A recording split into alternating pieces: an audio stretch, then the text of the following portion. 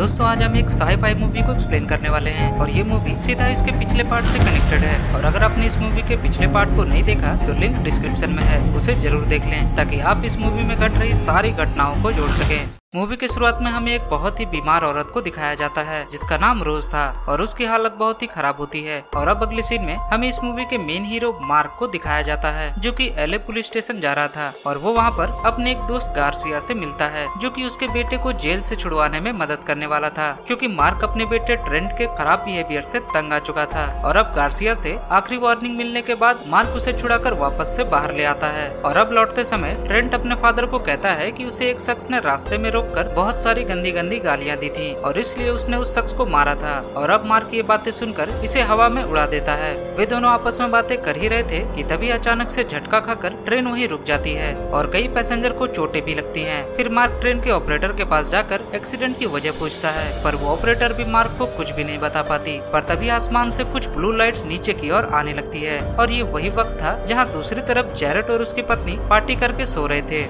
और अब ऑपरेटर को रेडियो में उस ब्लू लाइट को ना देखने के लिए कहा जाता है और इस मैसेज को सुनकर सारे पैसेंजर बहुत ही डर जाते हैं और मार्क उन पैसेंजर को ट्रेन से निकालकर किसी सुरक्षित जगह पर ले जाने लगता है। थोड़ी देर पैदल चलने के बाद सारे लोग सबवे स्टेशन पर पहुंचते हैं, पर गलती से ट्रेंट और एक पैसेंजर उस ब्लू लाइट को देख लेते हैं और हिप्नोटाइज हो जाते हैं और उस ब्लू लाइट की तरफ अट्रैक्ट होने लगते हैं। पर लकीली मार्क वहां आ जाता है और मार्क यहाँ अपने बेटे को बचा लेता है, पर वो एलियन उस पैसेंजर को अपने ओर खींच लेता है। उधर दूसरी तरफ पुलिस स्टेशन में गार्सिया नोटिस करता है कि यहाँ जरूरत से ज्यादा शांति है और फौरन ही अपनी शॉटगन निकाल लेता है। और गार्सिया के साथ वहाँ पर जोन्स नाम की एक और ऑफिसर भी थी और फिर वे दोनों आगे बढ़ने लगते हैं। थोड़ा आगे जाने पर वे देखते हैं कि सारे लोग उस ब्लू लाइट से हिप्नोटाइज हो चुके थे और एक बड़े से एलियन शिप में उठा लिए जा रहे थे। और ये नजारा देखकर वे दोनों बहुत ही सरप्राइज हो जाते हैं और फौरन वहाँ से अपनी जान बचाकर टनल में वापस भागते हैं। और टनल में थोड़ा आगे जाने पर गार्सिया मार्क से मिलता है और वे सारे लोग बाहर में खतरा देखकर रात उसी टनल में बिताने का फैसला करते हैं।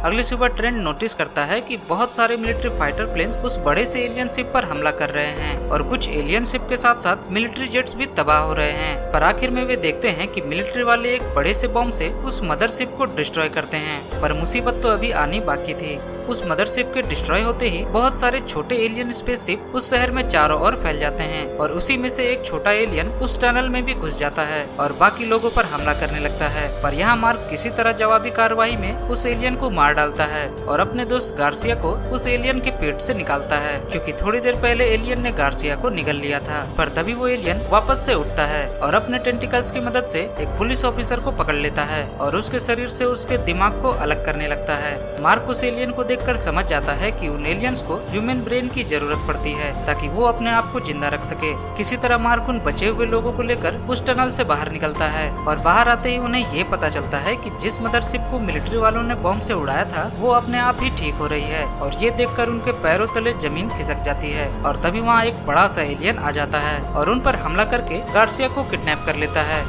मार्क और बचे हुए लोग वहाँ से भागने लगते हैं, पर तभी उनके रास्ते में एक और बड़ा सा एलियन आ जाता है और वो एलियन उन सबको पकड़ लेता है और मदरशिप में भेज देता है। थोड़ी देर बाद मार्क उस मदर एलियन शिप के चेम्बर में उठता है और देखता है कि वहाँ पर बहुत सारे लोग बेहोश पड़े हुए थे और टेंटिकल्स की मदद से उनके दिमाग को उनके शरीर से अलग किया जा रहा था और एक टेंटिकल मार्क की तरफ भी बढ़ रहा था। पर मार्क यहाँ गन से उस टेंटिकल पर फायर कर देता है और गोलियों की आवाज सुनकर इस मदरशिप का कमांडर मार्क की तरफ अट्रैक्ट होने लगता है। मार्क किसी तरह अपनी जान बचाकर दूसरे चैम्बर में पहुंचता है, पर कुछ टेंटिकल्स वहां भी उसका पीछा नहीं छोड़ते। पर मार्क फिर से उन टेंटिकल्स पर हमला कर देता है और अपने आप को बचा लेता है। और अब मार्क फिर से वहां से भागने लगता है और एक नए चैम्बर में जाकर पहुंचता है। उस चैम्बर में पहुंचने पर वो वहां पर बहुत सारे प्रेग्नेंट लेडी की लाशें देखता है और उनके बच्चे किसी तरह के एलियन बलून में कैद थे। पर तभी वहाँ पर एक एलियन आता है और मार्क पर दोबारा से हमला कर देता है। पर तभी वहाँ पर एक लाल आंखों वाले एलियन की एंट्री होती है और ये एलियन और कोई नहीं बल्कि जैरेट ही था, जो कि पिछली मूवी में एलियन वॉरियर के शरीर को पूरी तरह से कंट्रोल कर चुका था।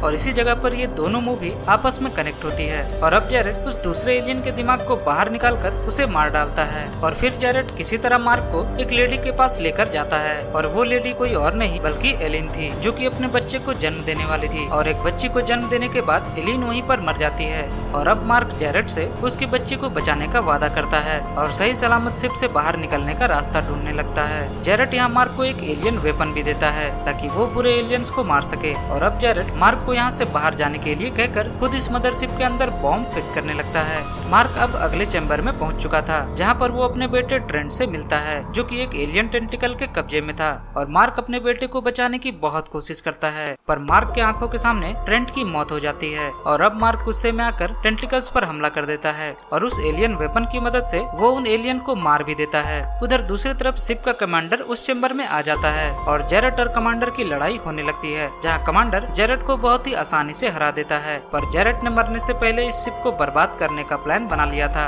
और मरते मरते एक आखिरी बम के साथ वो उस मदरशिप को उड़ा देता है और वो शिप डिस्ट्रॉय होकर सीधा धरती पर गिरती है और जिस जगह पर मदरशिप गिरी थी वहाँ दो शख्स मौजूद थे जिसका नाम सुआ और केनिया था और वे दोनों एलियन से बचकर भाग रहे थे और अब मार्क कुछ बचे हुए लोगों के साथ शिप से बाहर निकलता है और वे लोग सही सलामत थे। उधर दूसरी तरफ शिप का कमांडर भी किसी तरह इस हादसे को सरवाइव कर चुका था और वो कमांडर शिप के हालत का जायजा लेने लगता है। इधर मार्क सुआ और केनिया से मिलते हैं और क्योंकि मार्क एक एक्स पुलिस वाला था इसलिए सुआ मार्क पर हमला कर देता है क्योंकि सुआ अपनी जिंदगी को गुजारने के लिए 2 नंबर के धंधे किया करता था पर मार्क यहाँ उसे समझाता है कि हमारे सामने एक बहुत ही बड़ी मुसीबत है और आपस में लड़ने के बदले हमें मिलकर लड़ना चाहिए और फिर वे लोग रात वहीं बिताने का फैसला करते हैं। अगली सुबह जब मार्क उठता है तो वो नोटिस करता है कि कल रात में जन्मी जेरेट की बेटी अब लगभग 6 साल की हो चुकी है और वो बहुत ही तेजी से बढ़ रही है और इसके बारे में मार्क को कुछ भी मालूम नहीं था और अब मार्क सुआ की मदद से एक पुराने टेम्पल में पहुंचता है जहां पर सुआ के कुछ लोग रहते थे और वहां पर एक साइंटिस्ट भी था जिसका नाम हार्पर था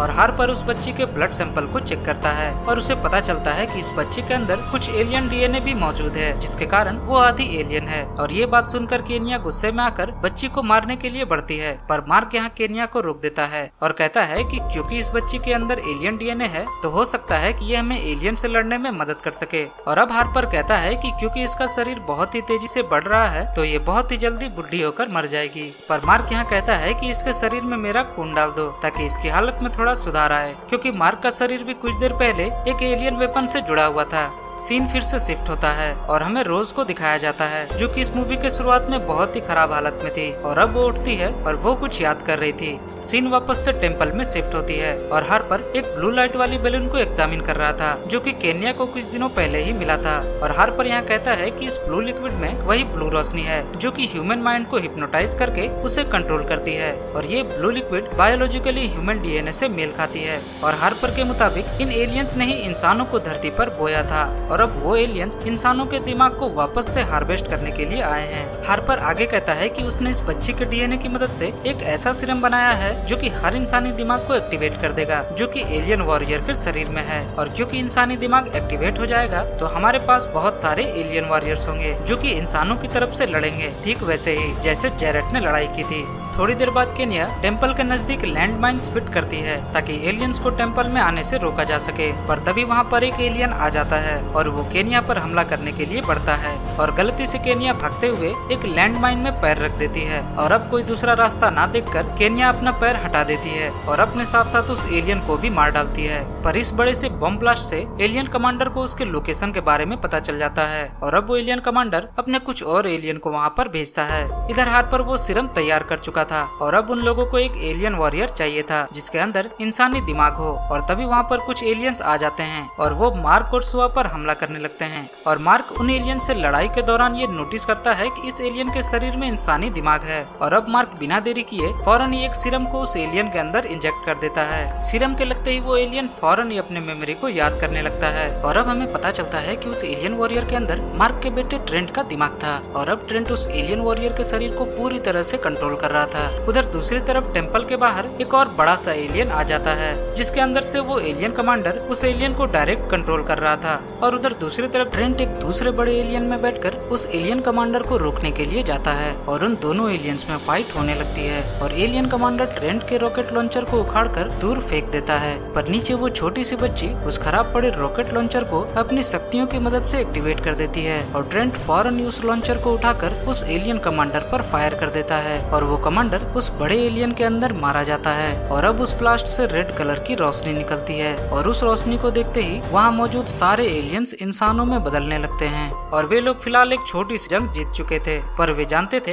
कि जंग अभी खत्म नहीं हुई है और वो एलियंस फिर से वापस जरूर आएंगे। और अब एक लेडी उस बच्ची को एक नाम देती है, रोज। और यहाँ से सीन वापस से उस लेडी की तरफ मुड़ता है जो कि हमें मूवी के स्टार्टिंग में दिखाई गई थी, जो कि घायल थी। और ये रोज वही बच्ची है जिसके अंदर एलियन का डीएनए है। और अब रोज धीरे धीरे अपने आर्मी को इकट्ठा कर रही थी, जिसमें इंसानों में बदले हुए एलियन वॉरियर भी थे। और इसी के साथ ये मूवी यहाँ खत्म हो जाती है। मैं मिलूंगा आपसे अगली वीडियो में इस मूवी के तीसरे और आखिरी पार्ट के साथ। तब तक के लिए बाय बाय।